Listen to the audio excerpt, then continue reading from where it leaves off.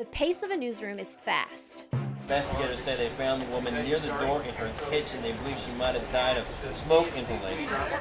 And when stories break, things move even faster.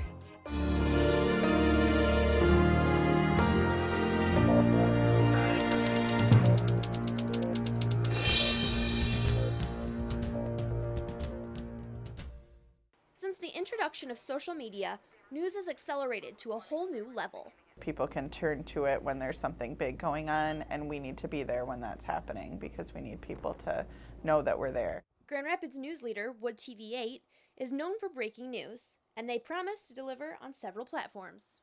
Watching out for you, on air, online, on the go. This is 24-Hour News 8. Well, our brand is watching out for you everywhere you go. So that's across all platforms. And as a company, we even a year or 2 years ago, changed our name from Lynn Television to Lynn Media because digital is as important as anything else that we do right now. Hi, my name is Amy Akers, and for this video, I got an exclusive look at the staff here at Wood TV in Grand Rapids and how social media is changing the newsroom. Reporters are being pushed to use it more heavily than ever before, and in fact, to be just a TV reporter is almost a thing of the past as we enter into a new age of the multimedia journalist. You're constantly tweeting, sending pictures, sending videos back on my phone, Skyping from my phone, writing web stories on my phone. So you try to have that mentality of web first. Many believe part of this revolution owes its thanks to smartphones, a modern-day mix of computers and televisions that fit in the palm of your hand. The instant access to the latest information is not only convenient, but in the minds of some, necessary. Apps such as Wood TV 8, Twitter, and Facebook have users more connected with news than ever before. Most of the time, we tweet and Facebook the information right away when we get it, which is a complete change of pace from when I first started here. Just 5 years ago, breaking news online was unheard of, and sending out information through the web happened only right before news time.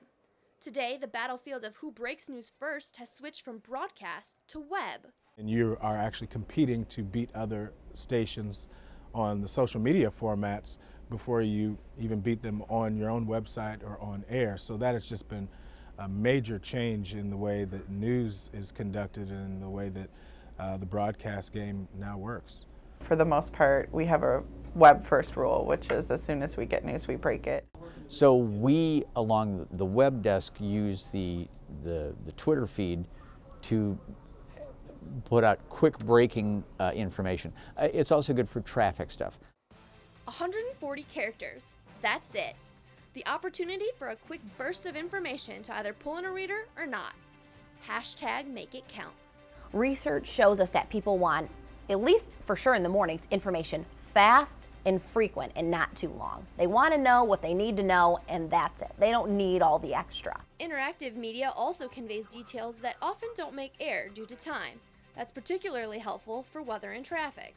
If there's a weather situation that's going on, it helps people know that they might need to take cover. You can tell them when you're having truck issues or there's technical problems going on. As a result, viewers get more information that matters and feel more connected. Watching out for you, this is Storm Team 8.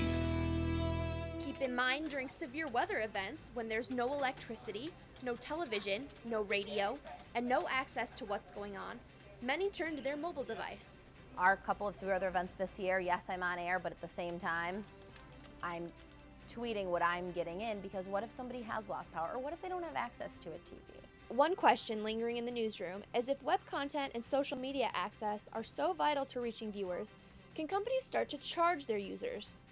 Right now, the staff at Wood is skeptical, arguing that viewers simply won't pay for content that they can get free elsewhere. I think people don't have extra money. That disposable income with gas being $4.15 a gallon has shrunk to about nil. So that's one thing that's probably fed social media's popularity is that it's free.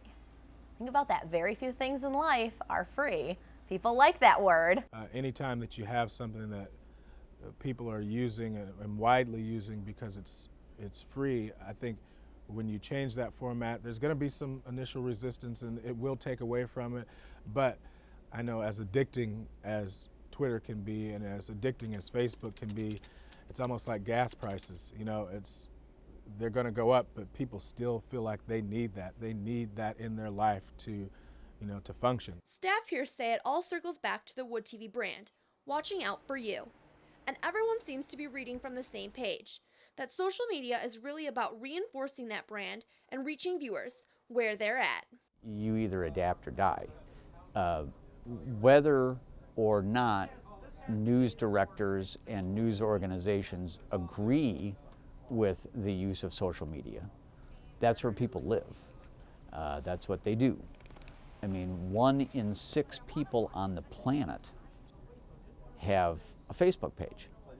That's a lot of people. I think it's become a really important part of our culture, as well as, you know, the news industry, and I just think it's going to keep growing and growing and growing, and just it's a way to connect with your viewers that we didn't have a few years ago, to find these people, to interact with these people, to open up a dialogue. I mean, I think that, you know, people in the news industry seem so distant from the community in a sense, and now they can just message me if they want. As we surge into this new technological age, there's still a pressure to maintain intimate connections to viewers. Responding to tweets and Facebook posts are important. Bringing viewers back to television has always been the goal. But the industry can't forget what social media will never be able to provide. Because social media is great, but it's just another tool, and it doesn't replace, you know, real reporting, which is you find the person and then you got to talk to them and you got to make that connection. One thing is pretty clear, the demand for news is increasing, fueled by delivery systems that can reach you immediately, wherever you are. Social media set a new precedent in the newsroom, giving users an interactive voice and instant accessibility, because in this fast-paced world, when we want something, we want it now.